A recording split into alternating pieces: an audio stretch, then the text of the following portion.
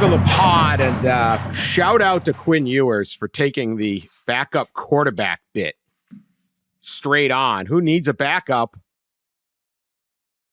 Quinn had a heck of a day yesterday. 14 of 16, 185, 2 touchdowns and an interception. Takes a seat in the blowout victory for the Longhorns. In comes Arch, play the commercial, and 9 of 12, 223 yards, 4 touchdowns passing, 3 of 53, 1 touchdown running. Cooper speed.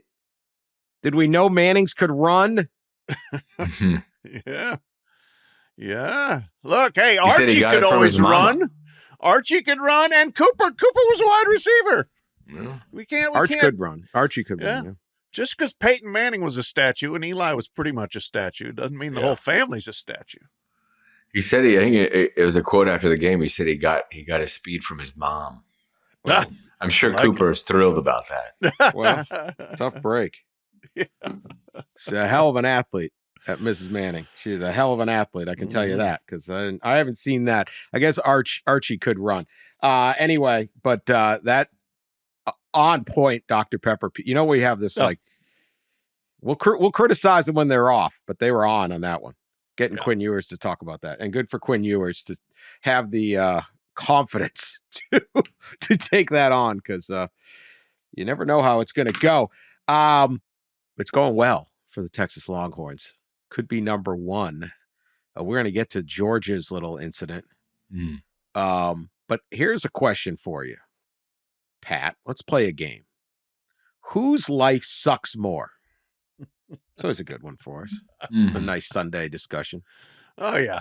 Seminole fan, and not just the one that they're still trying to hunt down to eat the cup of dog excrement.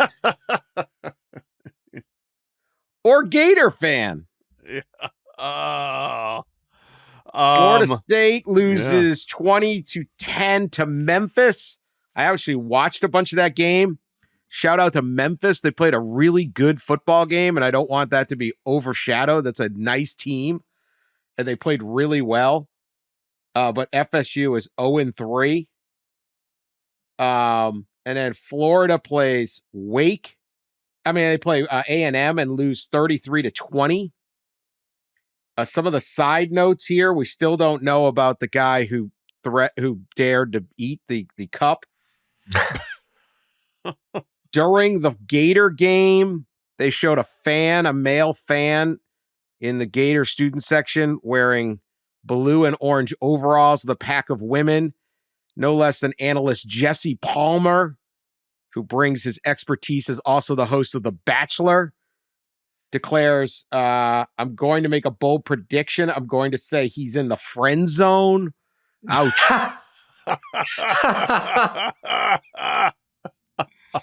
He played at Florida. Like, it hurts when the commentators are now just bagging on your dudes in silly outfits.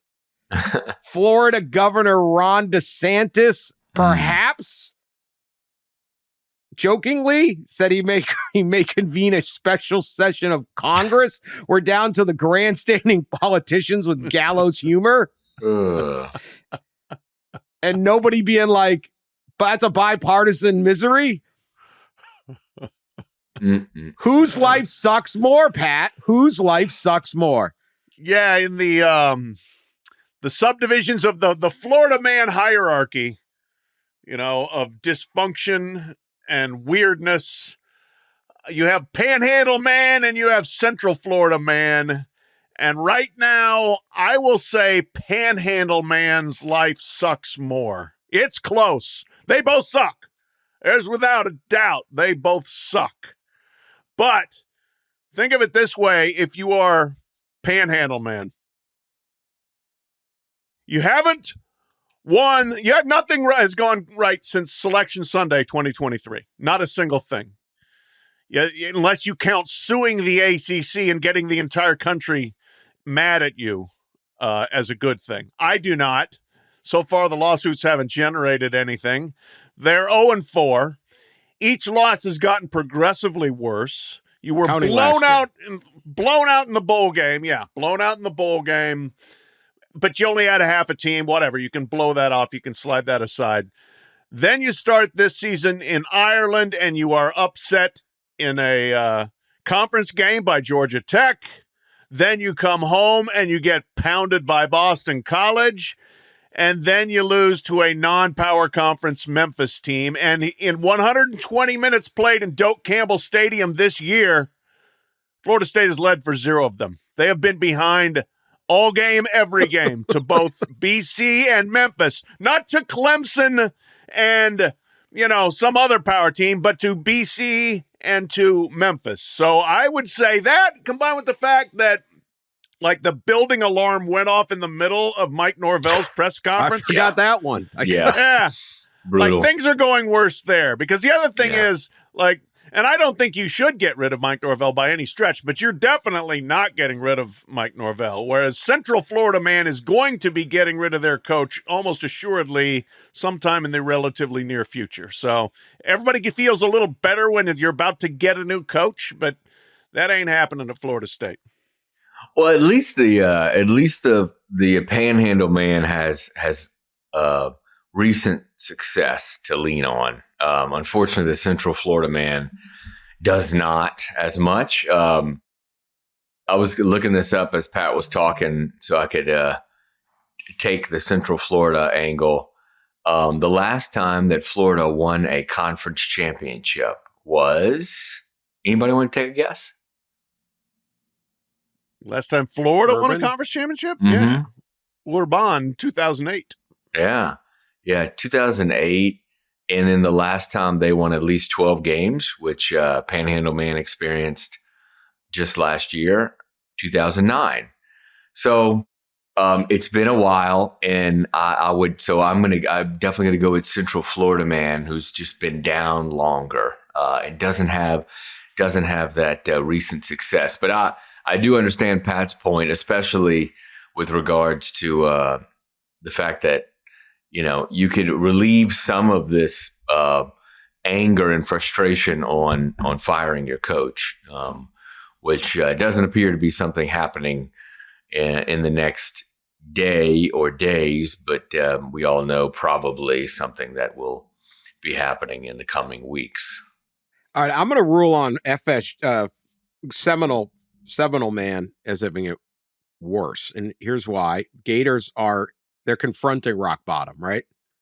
Napier is not going to last. They said, what do you think of the booing fans? I probably would have done that also. So basically, that's like, that's SEC code, Jimmy Sexton ease of send me the pen to sign my buyout. When you start complimenting the fans for booing you, I've seen this act. Yes, I would do that too. I suck. Yeah. You tell your wife we're going to be able to have the family over for Thanksgiving because I ain't going to be working. That's right. Let's enjoy Thanksgiving. Honey will still be paid, honey. Get the ham, get the turkey, get the turducken, get it all. Yeah. The Napier family is going to eat. We're going to have the whole weekend off. It's going to be great. $26 million by a small island. Yes, all set. They've confronted it. Perhaps their new guy can keep DJ Lagway, although he didn't play very well yesterday, but still. And they're still in the SEC. Seminoles are sitting there going, we're trying to sue our way out. We're plaintiff number 1. We've lost every court battle so far and every game.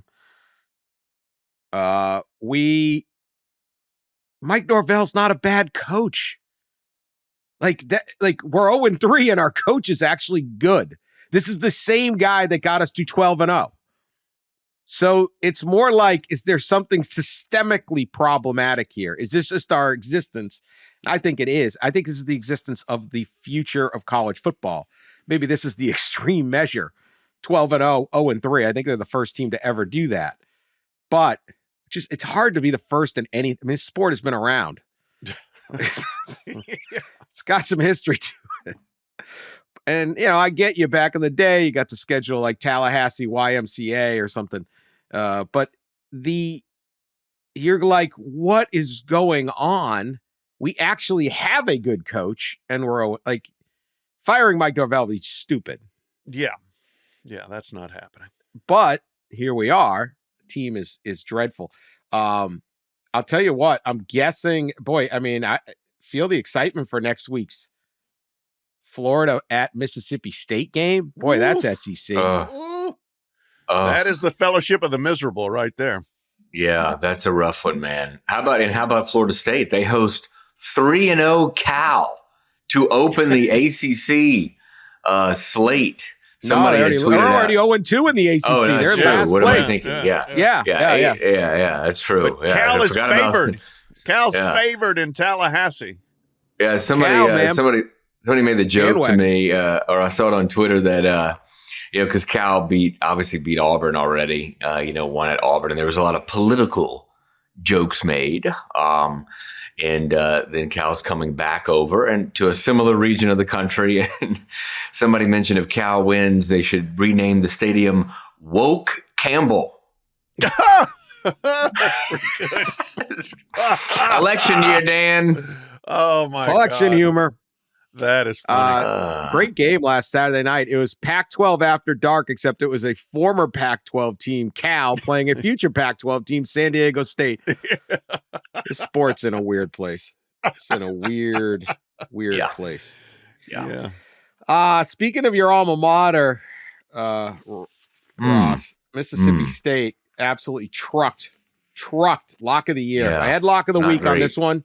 Because I was going to pick UNLV as my lock of the week because I think they're juicy. I'd keep picking them. I may pick them, I don't know, every time I can. But Toledo plus 11.5 at Mississippi State was the most confounding. Like, I got nervous because it was so obvious to me. Yeah. That I was like, am I missing? Like, did the entire offensive line get sick? Like, what does Vegas know? 41-17. They destroyed Mississippi State. This is a bad SEC team. Yeah, bad. But this is a great Toledo team. Yeah. And Memphis beats Florida State 20-10. UNLV beats Kansas 23-20. Washington State beats Washington. Epic goal line stand. Yeah. Georgia State. My lock of the week. The Cougs. Your lock of the week. Georgia State beats Vanderbilt 36-32. We just talked about Northern Illinois beat a Notre Dame team that looks like the Four Horsemen when they go play Purdue. Yeah. They look like they had Bob Rohrman Honda out there trying to tackle him. We were told the group of five would never win another football game again. Yeah. The misery. We have nobody. No, it's not fair, but this is like a great week 10 years ago, right? Like, is anything really changed? How is the group of five doing this, Pat? They look great. They look outstanding. I mean, kudos to all those schools that you mentioned, especially, I mean, like Washington State, what a week for Washington State. Holy moly. You get yourself a presumably viable conference lined up, and then you go into Seattle and you beat those no good blankety blanks who helped ruin the old Pac-12, and you're 3-0 and you have smoked Texas Tech. And you've beaten Washington. I mean, rank the Cougars. And this is after you lose your all-everything quarterback, Cam Ward. The next guy's pretty darn good, too. John Mateer is playing very well. Good dual-threat quarterback there. And that's the thing. So whether it's coaching, player development, what have you, there is life after having somebody transfer out of your program. Look at Toledo. At quarterback there, you lose DeQuan Finn. He goes into the portal and goes to Baylor, and things are going pretty well for him there, but doesn't mean Toledo's dead by any stretch because they've got his 3-year backup, Tucker Gleason, slot him in. He's playing great.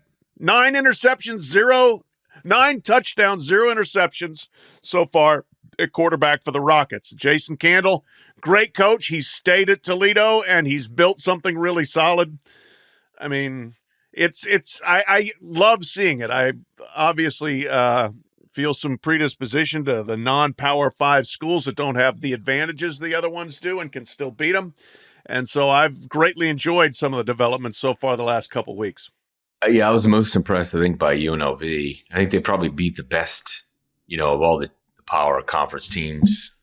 I think they probably beat the best one. Well, I mean, Notre Dame might be the best one, but of this past week, I think Kansas was probably the best team that G5 took down, and yeah, Barry Odom got it rolling. To Pat's point about Jason Candle at Toledo, I don't know that there's been a coach out there on the G5 level who's deserved more of a promotion, who's earned more of a promotion up to another job than Jason Candle.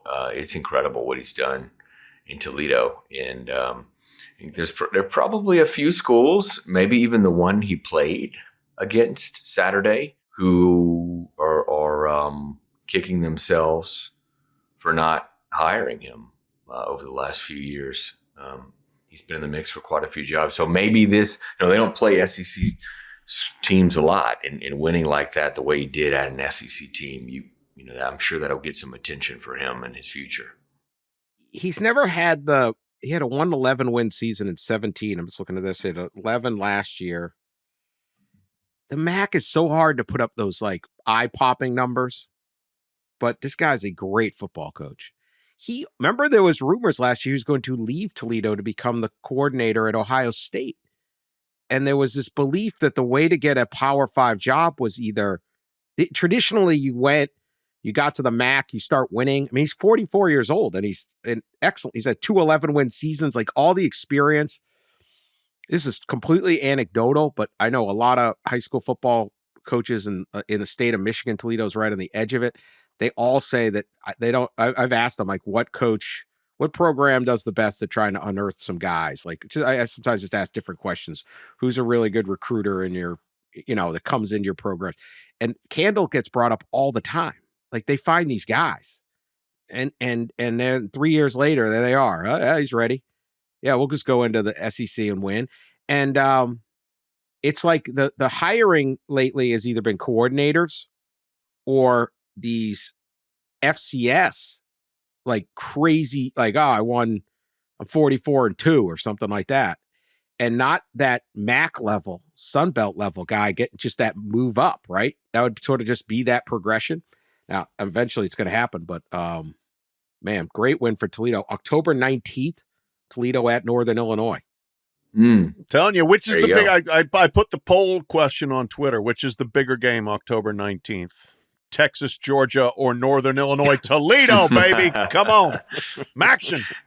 Hey, there's a CFP playoff spot potentially on the line now in those type of games. So that's right. I think the issue, I've said this a number of times, I'm not quite there on the whole formation of it, but there's too many good players.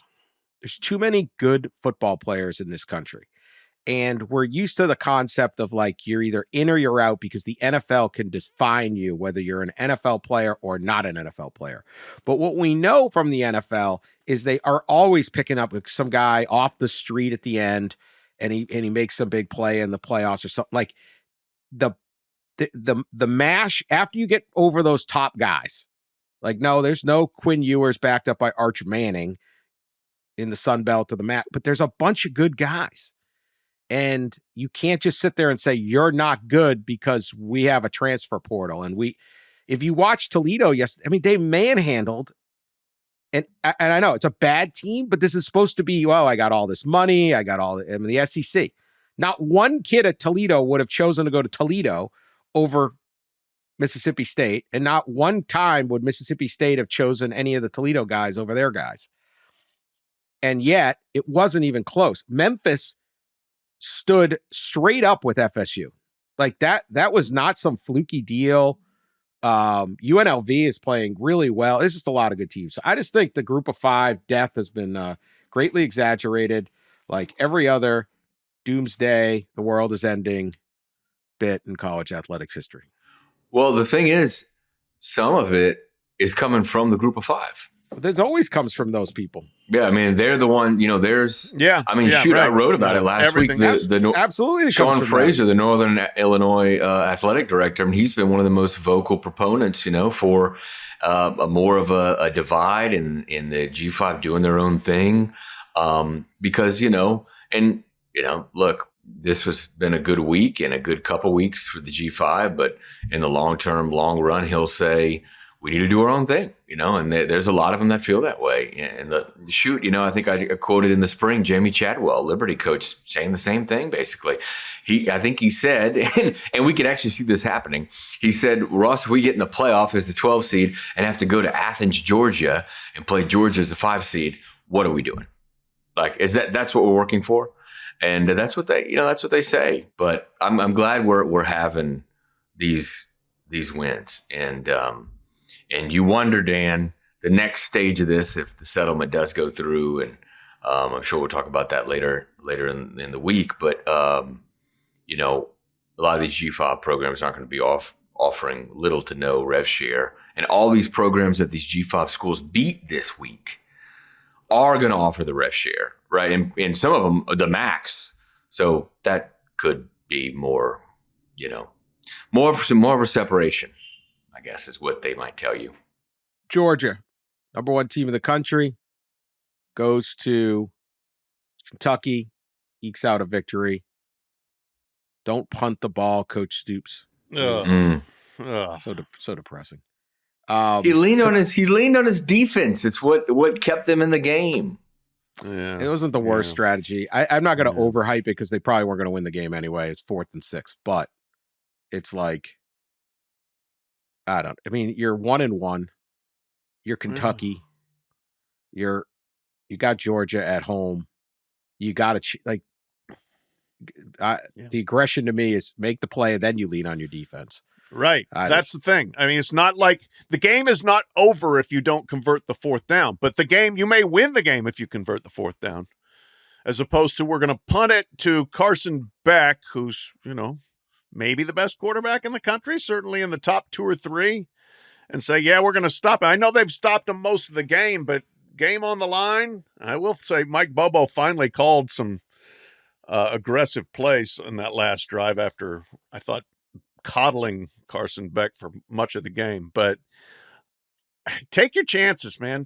You're Kentucky, as you said. You're coming off a 25-point home loss to South Carolina, and you've got the number 1 team in the country on the ropes. I think you got to go for it. So what do you make of these results? Like, do you panic about Georgia? Kentucky may have had the worst performance outside of Notre Dame last week. Then against South Carolina, they come back and play really good football game and almost beat Kentucky. South Carolina I thought they played well yesterday. They just gave up a huge lead to LSU, but LSU comes in like there's this mix. Notre Dame could not have played worse against Northern Illinois, could not have played better against Purdue. You can say whatever you want. 66-7, 362-38 on the ground. They only allowed 1 of 12 third down conversions, most points since 65. Like, is this, we're going to have clunkers? Is there just too much? Is this a little bit more? Is there too much parity? Like, what do you make of this stuff where one week in, week out, heretofore, Georgia looked as good as you could possibly look. Now then they don't. I don't know what quite to make of all of this. What do you think, Pat? Yeah, it's college football where there's going to be these vagaries to a degree. But with Georgia, the 2 things that somewhat maybe explain this. One, every time they go to Lexington, this is kind of how the game goes.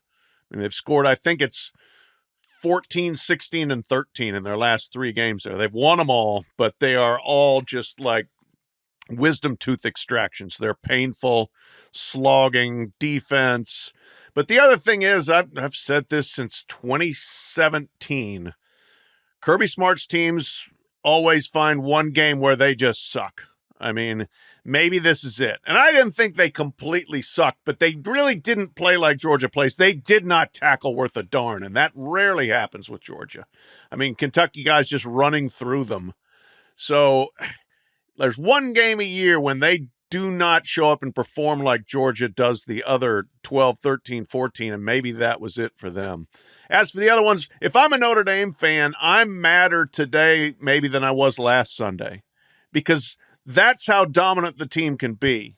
And the variance in performance from game 1, hard-fought, tough win in College Station, to the disaster at home, to this absolute mauling of Purdue, that's too big a variance. That tells me you're not focused, you're not prepared, you're not giving maximum effort, you're not executing. So that would really tick me off, because that is such an underperformance there. But I think we're gonna see some of these things, throughout the season, as we do most seasons. But it might just be a little bit more glaring, maybe now, as teams, especially early in the year, people are still putting together rosters and figuring out what they're good at. Yeah, that's what I was going to say is I mean, we always see this because they're 18, 19, and 20-year-old college students, which is why I think, the big difference between NFL and college, that we do have that. We do have these crazy games and performances because they are young people out there. But the other reason is that you look at the transfer portal and all these teams that are just brand new and 40, 50 new players. And early in the year, everybody, I think, is trying to feel out their own team a little bit. And I would assume that's maybe part of this. Georgia obviously is not in that group, right? They don't have like a ton of transfers. And that was that was a weird one. And I didn't get, it was going on right as my game was going on that I was at, and didn't get to watch a ton of it. But what happened? Georgia couldn't move the football, it looked like, huh? Yeah. Georgia got whipped up front, really both sides, but especially their offensive line got whipped. Tate Ratledge got hurt, which certainly doesn't help, but they got no push. Just didn't break plays. They had no splash plays, really. There's like no chunk play till the end there. Yeah. Kind of got ETN going a little in the end. Like all of a sudden there's an 8-yard run, 9-yard, but it just wasn't there. These are some schizophrenic teams. They're just all over the place. South Carolina's kicking themselves, 17-point lead they blew to LSU.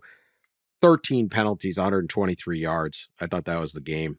And they would be really in a special place right now with that victory. But a respect to the Tigers. Brian Kelly's pounding the table in Vegas saying we can't finish games. Obviously, this wasn't finishing with the lead, but they finished this one, in a really hyped environment and on the road against what I think is a very good SEC team. So that's some growth from week 1 to week 3 for LSU. And again, I just never thought that loss to USC was that bad. All right, we'll be back after this with more overreactions. All right, clean up one thing about the Purdue game. Bad day at Purdue, but our guy Zach Spangler did get his big golf check. Warman Honda did the right thing. So Zach Spangler got his 5K, and the student section got 5K, like the group. I don't know what they buy T-shirts or whatever they do. Maybe they go drinking. I don't know. And who knows if he took Maddie to the free burgers at AJ's. Anything could be possible, but we're going to stay out of the Spangler life for let him live his life. Friend of the pod. Friend of the pod. Absolutely. Glad we could be of service to him. All right. I want to bring this up. I looked last week. There was a headline that Travis Hunter's Heisman, the dual threat star at Colorado, his Heisman odds had dropped to 5,000 to 1. I don't advise gambling, but boy, I'd take a real look at that. Today it's 3,500 this morning to win the Heisman Trophy. He is ranked 13th.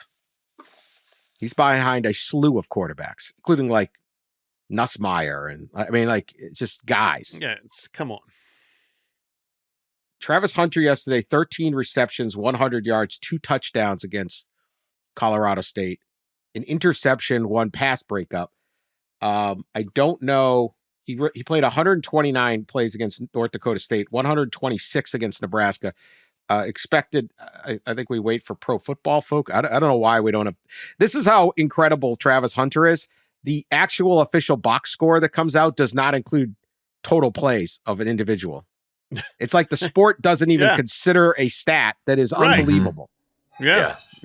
Right. So I scan this. I'm like, so we got to wait for Pro Football Focus to tell us.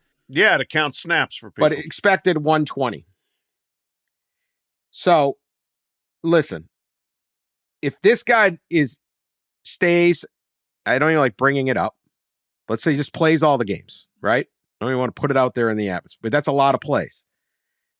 and plays like this, and this isn't the most outstanding, and someone sits down and fills out a ballot and says, who's the most outstanding player in college football, and does not choose Travis Hunter, they need their head examined.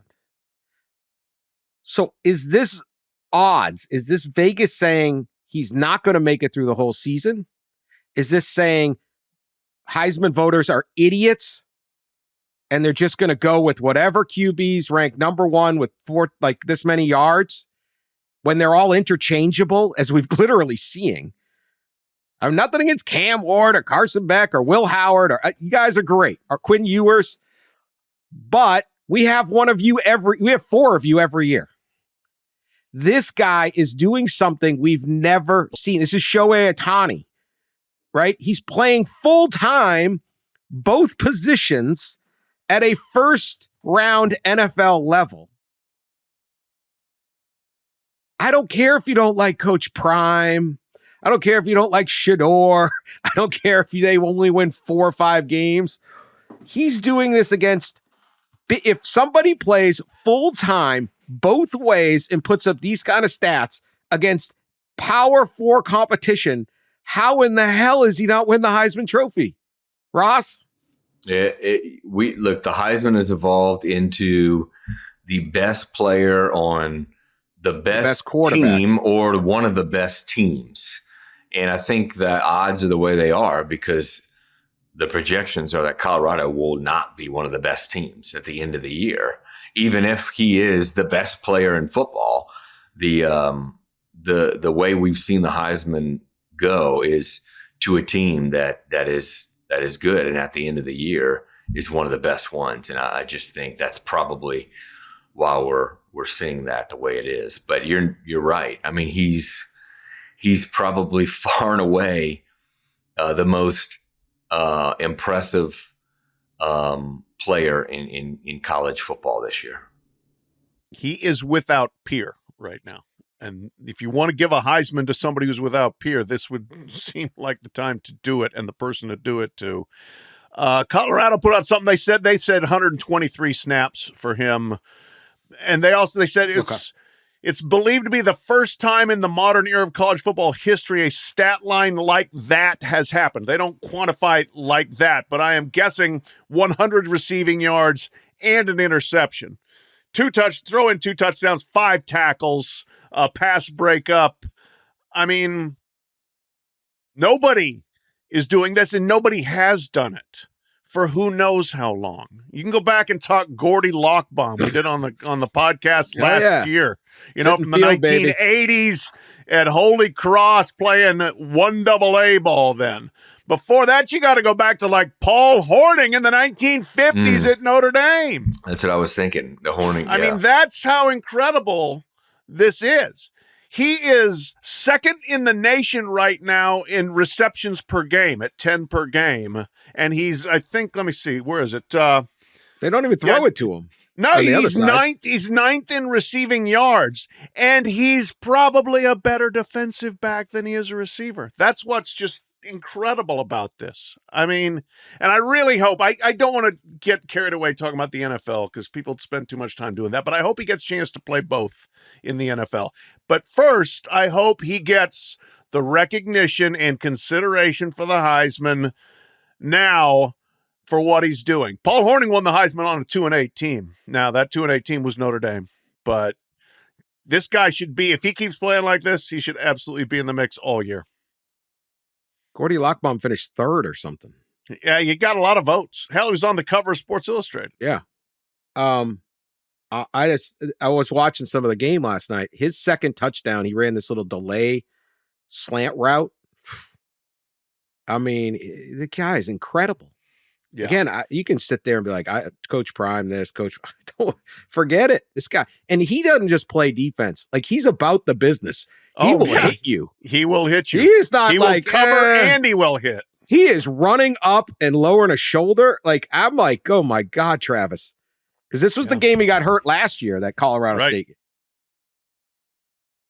Play both ways in the NFL. You got to pay me both ways. I mean, they'll be like, Champ Bailey did it. Yes, Champ Bailey, incredible. Charles Woodson. I mean, we're talking Charles Woodson and Champ Bailey, 2 of the greatest players.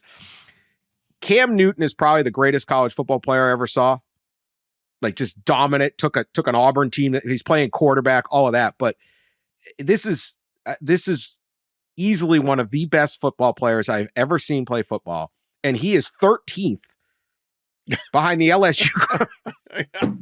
What? That's yeah. I mean, no, what are we doing? If you don't vote for this guy, if he plays 10 of these games and you do not vote for this guy, you should have what is even the point of being a voter in this? This isn't even close. No. And I look, first of all, I hate all these odds that come out, where they're just throwing shit at a wall. I like it at 3,500 to 1 right now. Yeah. Plus 3,500. And that's not 3,500 to 1. It's plus 3,500. I'm sorry. That's Vegas trying to reduce it all to not quite an algorithm, but nearly. But that's almost what the voting has become, is almost But it's an voter algorithm. stupidity. I think they're factoring in voter stupidity. Yeah. So I am starting the education campaign. Okay. You don't Pat have is a voter. to just I know vote. that. Ross, do you vote? Yeah. I don't vote. I do. Yeah. You vote. There you go. 2. We got 2 for Travis. I'm canvassing. Right now, absolutely. You guys don't live in swing states. People knock on your door and stuff like. I'm canvassing. Can I count on your vote? Can I count on your vote? State, Dan. This is an apolitical podcast. You don't even count. Ross's vote. No, we don't even count. I don't vote for Heisman. I'm not allowed to handle something that serious. Great moments in our new Twitter tradition of over rambunctious fans promising to do horrible things if their team loses. I'm really in on this thread. We know that the guy who said he'd eat the red Solo Cup worth of dog excrement if BC beat Florida State has gone into hiding. Although they're still trying to hunt him down. Something at Dutchmeyer 1873. If UCF beats TCU, I will tase my no. The part of your body that you at least male that you at least want to be tased. Your nose? Is it your nose? Yeah. No, not your nose. Not your nose. Oh, okay. Just a couple footballs out there. Yeah. Okay. If UFC, guess what happened? Yeah. The Gus bus right to the. I don't know what happened to Dutchmeyer 18. Are we going to film this? I hope not. No, but we're not. What is possessing these people? Who has that much faith in the Horde Frogs? My God. You couldn't have gotten Sonny Dykes to be like, we're definitely winning. Why would you do this? Well, he was feeling pretty good down to his plums when they were up by 3 touchdowns late in the game, and then they blew it and lost 35-34. That's the thing about tasing. You don't think it's going to happen, then there it is. There it is. Boom. I've seen those ones on the internet. Yeah. I'm going to shoot it at you. No, you're not. Oh, shit. Should this guy have to get his... should he just apologize?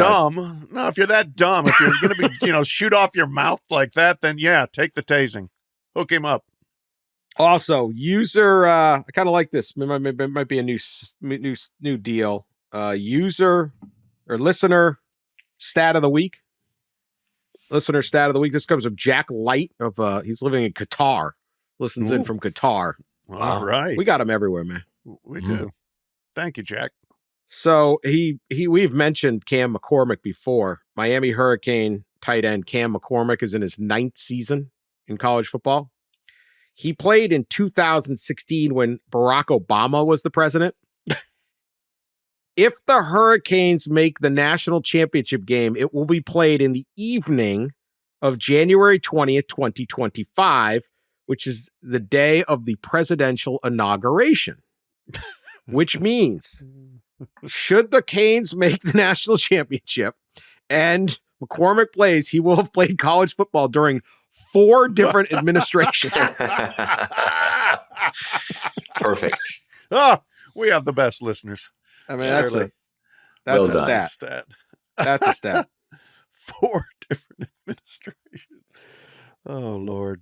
All right, we'll be back with more, and then small sample Heisman. We'll try to say something nice. All right, going into the weekend, 2 teams that kind of need to show something. We're a little concerned. Alabama, which hadn't played well against South Florida. They go up to Wisconsin, handle business. jump around. The players were jumping around and all the Wisconsin fans left to drink more in sadness. And Oregon, which really got lucky, great special team play, but needed great special team play to defeat Boise State, which I think is a really good football team. They go to Oregon State, wild environment. They look excellent. Pat, thoughts on the bounce back of the Ducks and Tide? Yeah, they're looking like they were supposed to look. Frankly, it's coming around for them, and you can see why. I mean, they've got fantastic, overwhelming talent. The Oregon offense, good Lord! I mean, Dylan Gabriel is pinpoint accurate and knows where he wants to go and needs to go, is decisive. And even when he's not, then he'll take off and run for 50 yards for a touchdown. But Terrence Ferguson, tight end, that dude's going to be like an NFL star. He's huge and he's fast and he catches, but they got other receivers too. So Oregon is loaded with skill position players. The offensive line is now coming along. That's been the big drawback, and I think they took a big step forward there. So I say Oregon now is ramping up. And as for Alabama, same thing. I mean, that they took on a challenge. I think they maybe kind of were galvanized by people starting to get down on them, and you go up and you're going to play a fairly big name opponent in front of 80,000 people. And Alabama did what Alabama does. And wide receiver Ryan Williams, holy moly, the dude's 17 years old. He's 17 years old. He's got 10 catches for 285 yards and 4 touchdowns this season. He is not old enough to vote yet. That dude is a rising superstar, one of several true freshman wide receivers out there. But I think both teams took big steps forward towards major showdown games if they keep going. We got Georgia at Alabama September 28th, and we've got Ohio State at Oregon October 12th. Yeah, they both kind of get their maybe say get right games right before a bye too, so they kind of have a pretty good feeling going into that off week. And Pat mentioned it, but Oregon's offensive line, I mean, they have plenty great skill players in Dylan Gabriel, quarterback, to pass the ball around, and they were just struggling. They used the first 2 games clearly to try to. They were rotating starters on that O line. I think the rotation will probably stop now. It sounds like they've got a set line that they used against Oregon State, didn't allow a sack. So they've kind of got right there. And then Pat mentioned Ryan Williams, but Milroe continues to hurt teams on both through the air and on the ground. But against Wisconsin, I mean, he had, I don't know, a half a dozen at least design runs. He ended up running for like 75 yards and a couple of touchdowns. He's going to be a real issue as DeBoer's designed ways, to get him going on the ground too. And man, he's big and he is fast. And of course, he's got that arm. Alabama looks scary. One other, just a note, I thought was a really good. This could have been problematic. Was Missouri? They're down 14-3 to this spicy BC team that is now. You start looking and go, all right, BC, they beat Florida State. Everyone's beating Florida. They're still good. They played a really good first half, hung in there for a while. Missouri hit that gear that I was hoping that they're going to need if they're going to get through the gauntlet of the SEC into playoffs. I thought that was Bolden in particularly made some big plays. But I thought that was a pretty impressive win for Mizzou. It was. Especially, like you said, they got behind, and Missouri has a fairly long and tragic history of getting to big opportunities and not handling them well, but they handled some adversity there. Defense is very good for Missouri, and that was the big question mark. They only gave up 298 total yards to BC. They had a busted coverage that gave them like a 57-yard touchdown, and they had a 3rd and 15 illegal hands to the face that kept the drive alive for BC's first touchdown. And that was a Bill O'Brien script job. That was excellent scripting. Other than that, BC didn't do very much because Missouri's defense didn't let them. So Mizzou, yes, another team that's showing signs of rounding into form. All right, small sample Heisman time. We like to award it each week, and I'm doing it in a proper order this time. Pat, who's your small sample Heisman? Yeah, we talked about Travis Hunter. He's too good for small sample Heisman.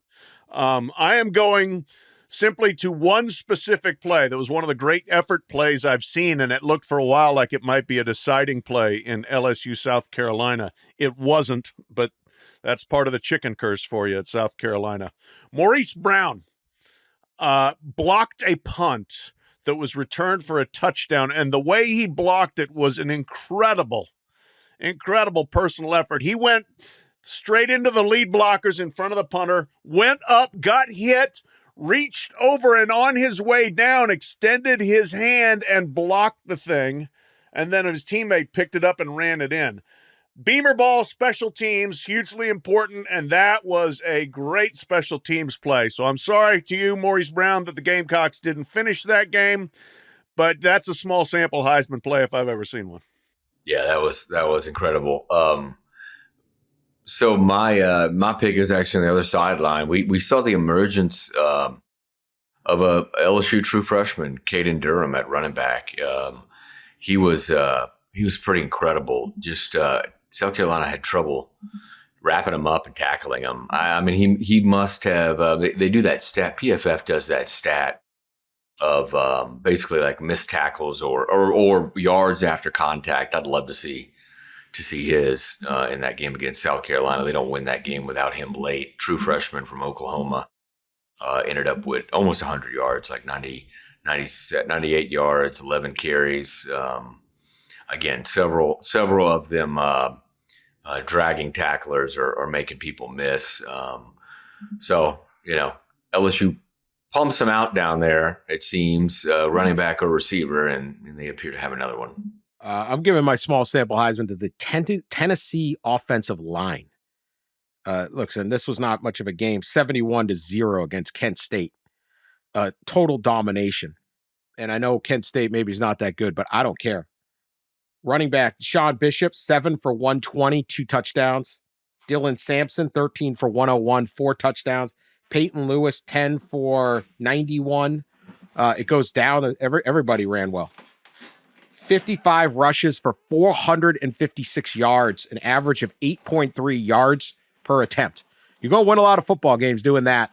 Complete domination of the entire Tennessee offensive line. They played great. We talked going into the season about their defensive line. We talked about their skill players. Yeah, it's Kent State. Yeah, I mean, NC State's not bad. They haven't played the hardest schedule. The grading scale will get tougher for the Vols, but boy, 3 weeks in, this Tennessee team, my prediction on them hosting a playoff game, feeling a little pretty good about it. Feeling good about the Josh Heupel Bowl coming up here in next week in Oklahoma. Yeah, they're gonna at OU. Yeah. By the way, Dan, just incredible timing. My small sample Heisman, Caden Durham. I was just talking about PFF. They just came out, literally just popped up with. He broke 7 tackles, LSU's running back, and 50 yards after contact. He had 98 yards, so more than half. And more than half, yeah. Wow. All right. Can we say something nice? We say a lot of mean things on here. I think we fired a few guys, planned a Thanksgiving dinner. I don't know. Ragged on a guy who wanted to get his tased. Oh, maybe that's his thing. Whatever lights that bottle rocket, buddy. Go for it. But maybe that was it. Maybe I'm misreading the situation. I don't know. It's not his thing. I hope not. I don't know. Let's not light the bottle rocket. Say something nice, Pat. Okay, I will. I'm going to say something nice about the Indiana Hoosiers, who are not just 3-0, but a dominant smash the opponent 3-0. The opponents are not good. Florida International, Western Illinois, and a UCLA team that shows every signs of absolutely sucking and maybe being the worst team in the Big Ten. But it's Indiana we're talking about. Indiana, for decades, has found ways to lose to bad teams, to screw up, to not be what this team has been so far under Kirk Cignetti. And they went into the Rose Bowl for the first time since they played in the Rose Bowl in 1967, actually January 1st, 1968, and absolutely smoked the Bruins, 42-13. They have got it going. Curtis Rourke, quarterback, transferred from Ohio. Man, they've plugged him in, and he's going. 307 passing yards, 4 touchdowns, ate up the UCLA defense. So Indiana, Signetti came in and was talking all kinds of noise and was just kind of a bit of an off-season sideshow. But they're 3-0. They're playing Charlotte. Should be 4-0. They're hosting Maryland September 28th at Northwestern. I know it's a long way to think about, but again, what if Indiana hosts Nebraska and they're both ranked on October 19th? Pat got mine. Signetti was going to be my say something nice, but yeah, it's been impressive watching them. And again, yeah, as you mentioned, the competition hasn't been great, but like you said, Indiana, right? They lose some of these games against not great competition. So instead, I'm going to pivot a little bit, Dan, and I want to give some props to Texas State. Even in a loss to Arizona State on Thursday night, the Texas State Party Bowl on Thursday night was rocking down there in San Marcos, and they put up a heck of a fight against Arizona State, and we're right there to the end. It looked like, I wanted to be in the stadium, right? They had, I think we talked about it, or somebody tweeted about it, Dan. They had like $3 or $4 Busch Lights. Damn they were right selling. They did. It just looks like a fun place. And so look out for Texas State. We talk about this G5 playoff spot. That loss is gonna hurt, but they still got the Sun Belt ahead, and maybe they can do a little damage. We saw some good stuff out of Jordan McLeod, their quarterback, who's on his like 9th school in 12 years or whatever.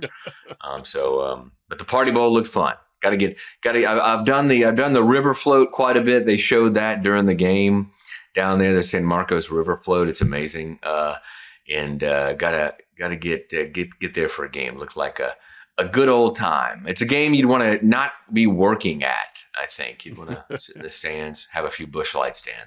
Nice hot night. Oh yeah, that did look a lot of fun. Great win for Arizona State. They get Texas Tech next. They're like sweeping through Texas. Sweeping through Texas. That was a good game. Yeah. I have to say something nice because I forgot to mention this earlier. That Toledo at Mississippi State game, one of the great accounting games of all time. The business manager at Toledo deserves a small sample Heisman. Maybe, I don't know. I'm confusing all of my stuff. So Toledo was supposed to play Maryland yesterday, but Maryland said, we want to move your game to 2029. So Toledo said, sure, but you pay us $575,000 and we'll agree to that move. So Maryland said yes. So they made $575,000 just to play them 5 years from now, the Terps. And the great Terp rebuild. Maybe it'll finally be in Jason Candle will still be there. They then got $1.2 million from Mississippi State to go to Starkville. Wow. So they, what was it, 41-17? They kicked the hell out of an SEC team and all these guys from Toledo. And if you know anyone from Toledo, they'll get mouthy when they got something to cheer about.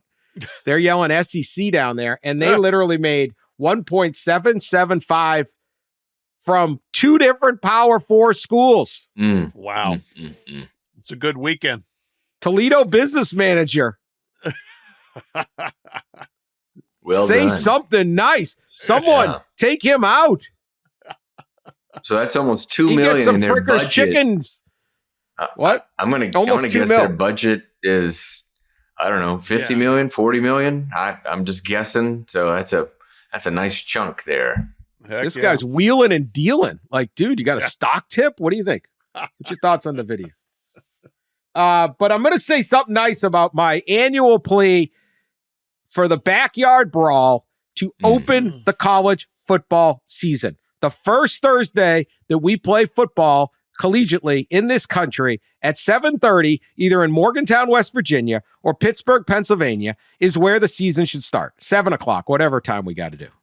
West Virginia Pitt is the most underappreciated, cherished rivalry we have. And I know about the Cyhawk, but these two teams hate each other. Their fan bases hate each other. The West Virginia people think, oh, the Pitt people are all big city snobs. And when you think of like big city snobs, you don't really think of Pittsburgh. No, you don't. No. But when you live in Parkersburg, West Virginia, you know. Right. Your smokestacks are taller than ours. You know, Pittsburgh's a beautiful town. Very beautiful town. But you don't really think of Pittsburgh as like you're snobby, but this is how this works, right? And of course, the Pitt people think West Virginia, they're just coming in overalls and all that. So they hate each other. They literally have they have terrible chants, terrible signs. Like, this is a real mean. Yeah. And the game is always good. This is what should spark the season, because we don't want it getting lost in week 3. West Virginia's leading 34-24 up in Pittsburgh yesterday. And then Pitt quarterback Eli Holstein runs 2 tremendous drives, throws big-time passes, big runs, 2 touchdowns. They come back. They win 38-34 in a thriller, crushing for Mountaineers, huge for the Panthers. It's the second straight week Pitt has come back from 10 down. They beat Cincinnati the week before. It's a thrilling game. The environment is unbelievable. This should be cherished and open the season. We got nothing against these teams, but Minnesota, North Carolina, that's what we got to open the season, and Colorado, North Dakota State. Like, this should be the opener. Who else wants to do their biggest game of the season first? It should be the backyard brawl. Can we make it happen? I will never stop saying something nice about a game where nobody says anything nice. Not even just the opener. Let's go week 0. Kicked off the whole season. Well, Thursday night, Why week not? 0. First game, kick it off. Brawl. Why not? I love the idea. I do. It should have. Look, the teams are never going to be Ohio State, Michigan, or Alabama, Auburn. No offense, guys, but it hasn't happened in a while. So maybe Major Harrison, Tony Dorsett not coming back. Every once in a while. But generally speaking, these are going to be good quality programs. Their fans they have pretty good fan base, especially West Virginia. But this is their thing. Have it, celebrate that, lift that up. Not just, hey, we got this Minnesota, North Carolina. Like, all right, fine game, but let's start with this. We need to start with anger, hate, spite, meanness, people getting trashed after the game, before the game, parking lot brawls, misery in the hollows, burning Pimenti sandwiches, Pimenti Brothers, or whatever the thing is. Put your damn French fries in the sandwich. We ain't got time. I ain't got time to eat my French fries on the side. I got to kick some Mountaineer ass today. That's what I want. They are petty. Did you see the scoreboard before the game started? At the stadium, Pitt had the score of the 2007 game, 13-9. 17-year-old game. They're still. This is what they do. This is what they do, and I love them for it. That's all right. They can do that. Look, they'll forever have that game. West Virginia, when they win, they need to, whatever trophy they have for this game, they need to just cart it back and forth on the PRT like all week. There you go. Week afterwards. Yeah, PRT, baby. All right, that's our show. We'll be back Tuesday. Thank you for overreacting with us. We'll be more rational by Tuesday, probably, perhaps. Continue to subscribe, share us on social media, tell your friends about us. We will talk to you later.